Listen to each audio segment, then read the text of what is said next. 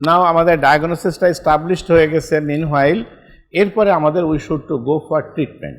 একটা জিনিস তোমরা একটু রাইট ডাউন করো, whenever we receive a patient having suspected perforation, কারণ যখন পেশেন্ট আমরা রিসিভ করছি তখন তো সাসপেক্টেড ডায়াগনোসিস, এস্টাবলিশড ডায়াগনোসিস না, তো ওই সময় তুমি কি ওয়েট করবা টিল দি ইনভেস্টিগেশনস কমপ্লিট, পেশেন্টের ট্রিটমেন্ট কি দিবে না? Is it so? ইয়েস, আমাদেরকে ইমিডিয়েটলি আমাদেরকে ট্রিটমেন্ট স্টার্ট করতে হবে। We should have to start the treatment that is called conservative treatment. This sorts of treatment is called conservative treatment. আমরা conservative treatment start করে দেব, পাশাপাশি আমরা ডায়াগনোসিস স্টাবলিশ করার জন্য আদার ফিজিক্যাল ইনভেস্টিগেশন বলো, আদার্স থিংগুলো আমরা এটা কমপ্লিট করব। And what should comprises the conservative treatment? First thing, এখানে তোমরা দেখো পেশেন্টটা আমার কাছে কি নিয়ে এসেছে। পেশেন্ট যখন তুমি রিসিভ করবা দেখবা পেশেন্ট তোমার এক্সট্রিমলি রেস্টলেস অ্যান্ড পেনের জন্য সে রেস্টলেস বেশি, অ্যাবডোমেনটা হিউজলি ডিস্টেন্ডেড, পেশেন্ট ক্রাই করছে, সে ইমিডিয়েট ট্রিটমেন্ট সিক করছে তোমার কাছে। তো তখন তুমি যখন একটু প্রাথমিক ফিজিক্যাল এক্সামিন করে দেখলে শিওর হলে it is suspected perforation, then তোমাকে চিন্তা করতে হবে যে I should have to give treatment. First of all you should advise him not to take anything orally. লেখো, ফার্স্ট থিং হচ্ছে নাথিং পার ওরালি। যে কনজারভেটিভ ট্রিটমেন্টের যে রেজিমটা আমরা দেব সেই রেজিমে থাকবে কি, nothing should be taken orally, even water পর্যন্ত ইনটেকটা তোমার বন্ধ করতে হবে। What should be the idea of ইট? কোনো ফ্লুইড কন্টেন্টটা আর নিচে লোড দিতে চাচ্ছি না। আচ্ছা, সেই জন্য আমরা অল সর্টস অফ থিংস মানে food should be restricted, stop. Next thing, we advised him to introduce a nasogastric suction tube, NG tube, nasogastric suction tube. অনেকে দেখো যে নাকে টিউব দেওয়া থাকে, ওই যে ছবি দেখালাম ওই ব্যাটারও নাকে কিন্তু টিউব আছে। Why we use the nasogastric suction tube? Yes, আমরা তাকে মুখে খেতে দিচ্ছি না, ভালো কথা, কিন্তু স্যালাইভেশন তার যেটা হচ্ছে ওটাকে তো আমি স্টপ করতে পারছি না, ও স্যালাইভেশন যাই হচ্ছে সে সলো করে ফেলছে, তাহলে ওটাও যে পারফোরেটেড সাইড দিয়ে বাইরে চলে যাবে। এই আইডিয়া নিয়ে আমরা মানে স্টমাকের থেকে যা সিক্রেশন পাবো, that is saliva, gastric juice, pancreatic juice, তারপরে বাইল, এগুলো তো stomach first part of the duodenum হয়ে তো নিচে যাচ্ছে, তাহলে আমরা স্টমাকের ভিতর যে ফ্লুইডগুলো থাকবে ওইগুলোকে বের করে নেওয়ার জন্য we will introduce a nasogastric tube and will give suction, that is syringe দিয়ে টেনে টেনে এগুলোকে আমার বের করতে হবে, with an idea that there should be no extra fluid load in the peritoneal cavity. ঠিক আছে, তাহলে আমরা ন্যাজোগ্যাস্ট্রিক সাকশন দিলাম। নাও এরপরে আমাকে কি করতে হবে? Patient is extremely dehydrated, so you should to start a IV fluid.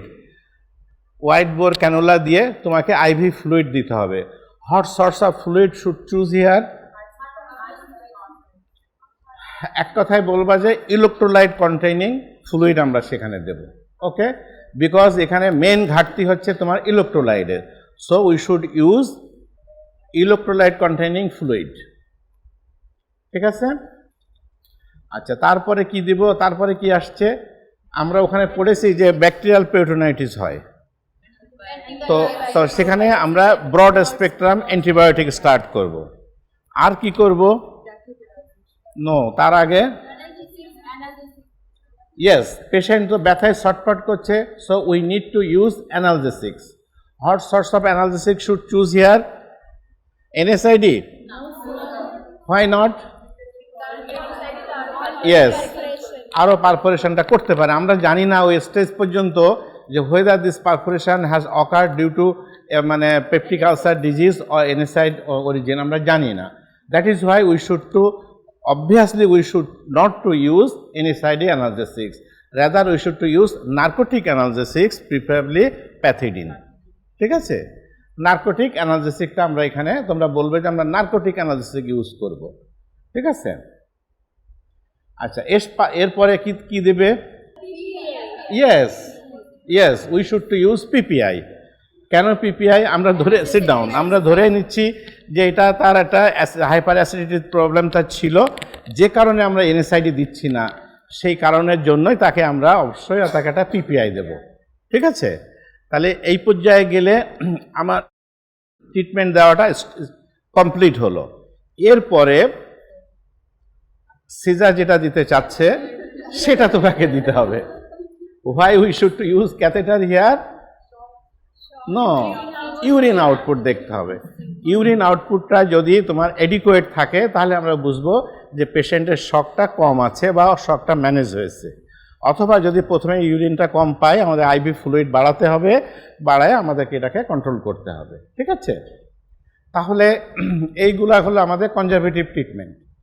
এই কনজারভেটিভ ট্রিটমেন্ট স্টার্ট করার পরে patient will feel a bit betterment and then you should have to complete the specific investigation that we have told earlier. এগুলো আমাদেরকে শেষ করে ফেলতে হবে।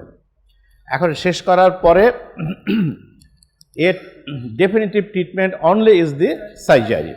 সেক্ষেত্রে আমরা তখন পেশেন্ট যখন স্টেবল হলো, ইনভেস্টিগেশন কমপ্লিট করলাম, ইট মে বি গিভেন, যেহেতু পেশেন্ট যদি খুব বেশি এনিমিক হয়ে থাকে আমরা ব্লাড ট্রান্সফিউশন অ্যাডভাইস করতে পারি।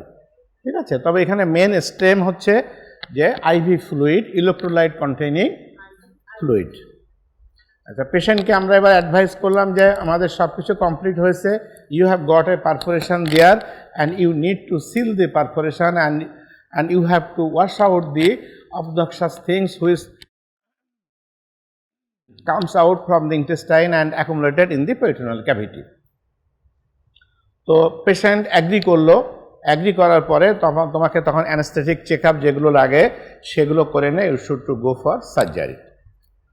কিন্তু কিছু কিছু জিনিসের ভিতরে বা কন্ট্রাইন্ডিকেশন আছে সার্জারির, যেমন ধরো পারফোরেশন হয়েছে but it become sealed somehow, মানে ফিব্রিন প্লেগ দিয়ে এটা সিল হয়ে গেছে। তো সেক্ষেত্রে আমরা ইউজুয়ালি ল্যাপারোটমিতে যাই না। তো সেটা আমরা কনজারভেটিভ ট্রিটমেন্ট কন্টিনিউ করি, দেখা যায় যে অল্প ফ্লুইড হয়তো বাইরে বেরিয়েছিল সেগুলো অ্যাবজর্ব হয়ে যেতে পারে। তো দ্যাট ইজ হোয়াই আমাদেরকে এটা একটা অপশান রাখো যে it is treatment option is always surgical, but if evidence suggest that the perforation was small, there was less intestinal contents to come out and meanwhile it becomes sealed, এই তিনটা situation যদি হয় তাহলে we may wait on conservative treatment, otherwise we should have to do surgery. Keep patient nothing per orally, intravenous access, তারপরে IV analgesics, anti-ulcer drugs. Now আমরা যে conservative ট্রিটমেন্টটা start করলাম এর আরেকটা নাম আছে রিসাসিটেশন। প্রায়ই হয়তো ওয়ার্ডে শুনবা আমরা বলছি অর্ডার দিচ্ছি তোমাদেরকে পেশেন্টের রিসাসিটেশনটা কেমন হয়েছে চেক করো, অর্থাৎ কনজারভেটিভ ট্রিটমেন্টটা এডিকুয়েট হয়েছে কিনা, ইনফেকশন কন্ট্রোলে আছে কিনা, তার ইউরিন আউটপুটটা স্যাটিসফ্যাক্টরি হয়েছে কিনা, এই সমস্তগুলোকে এক কথা আমরা বলি resuscitation. Following resuscitation the treatment is primarily surgical. তো সার্জারিটা আমরা কিভাবে করি? Patient should underwent laparotomy usually through an upper midline incision. আমরা পেশেন্টের ল্যাপারোটমি করি ইউজুয়ালি থ্রু আপার মিডলাইন ইনসিশন। যখন আমরা তোমাদের যখন ব্লক পোস্টিং হবে তখন এই সমস্ত ইনসিশনগুলো পড়ানো হবে, তখন আরও জানবা। তাহলে পারফোরেশনের ক্ষেত্রে we preferably use upper midline incision.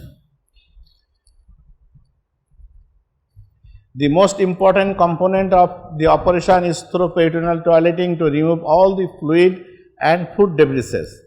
তাহলে আমরা আগে তো জেনেছি যে মানে স্টমাকে যা যা ছিল সবগুলো বেরিয়ে এসছে, ওখানে কি পেরিটোনিয়াল ক্যাভিটিতে এই ফুড ডেব্রিসগুলো পাবো, ইন্টেস্টাইন ছিদ্র হয়ে গেছে, আমরা কি এখন স্টুল পেতে পারি?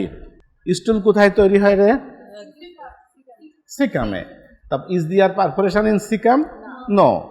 Perforation what happens above this cecum, either in the duodenum or in the ileum or jejunum, যেখানে বলো। তো এই প্লেসে কখনো স্টুল ফর্মেশনটা হয় না। That is Y usually we don't get stool in the peritoneal cavity.